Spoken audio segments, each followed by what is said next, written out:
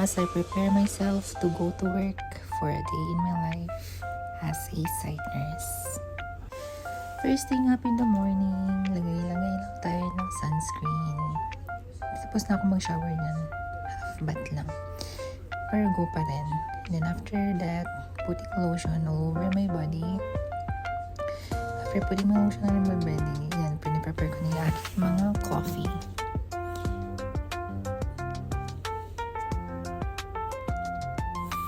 And then, decluttering my snacks. Putting on my clothes.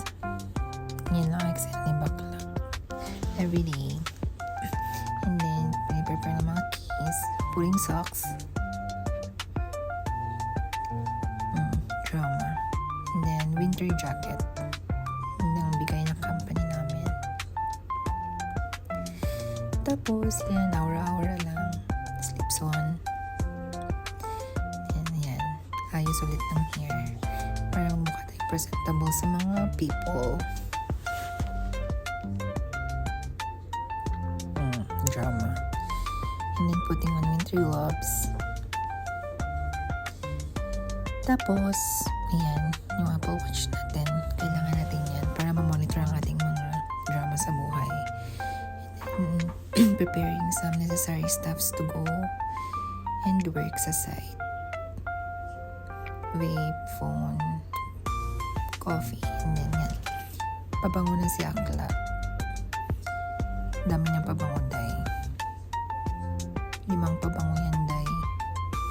Para magmukha tayong mabango sa mata ng mga people. Ngayon ang drama. Wearing glasses para makakita. And then, yep. Tapos ng eksena niya, lumabas na siya kasi sinundo na siya ng driver para pumunta ng site. Yan ang area namin, guys. And then, ito na. Nakarating na kami sa clinic. Sa site na pinag-workan ko. So, yan. Greetings with the dogs. Yan, yep. Welcome to the clinic.